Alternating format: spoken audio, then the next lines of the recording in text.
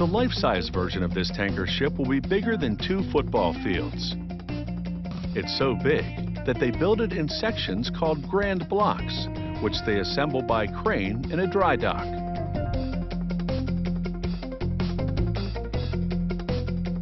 The process takes plenty of planning and engineering.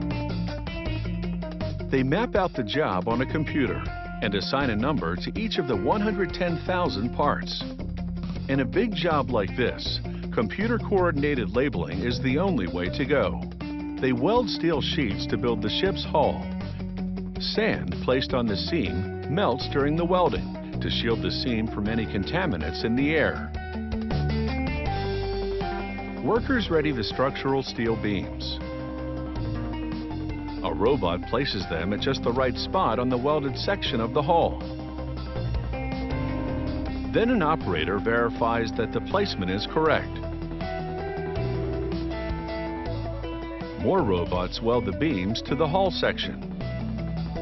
Next, they submerge a steel plate in water. The water suppresses the noise and smoke from a plasma cutter as it carves holes in the steel. This steel plate will be part of the ballast tank. Some of the holes will allow water to flow through, while others lighten up the steel structure.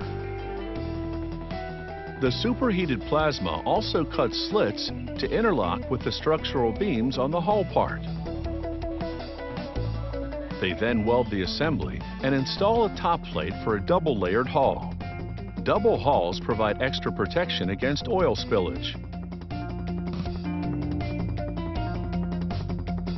After a paint job, powerful machinery transfers the double hull grand block to its final position on the side of the tanker. When fully assembled, the hull will have 12 cargo tanks with a total capacity of 14 million gallons. The engine section is situated at the stern of the tanker.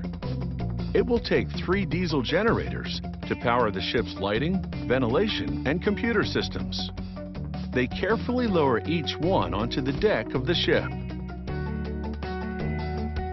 A 10,000 horsepower diesel engine will be the tanker's driving force. Installing it is a very precise business. It has to be in just the right position to turn the massive propeller. 4 months later, the hull is complete and the massive propeller is in position.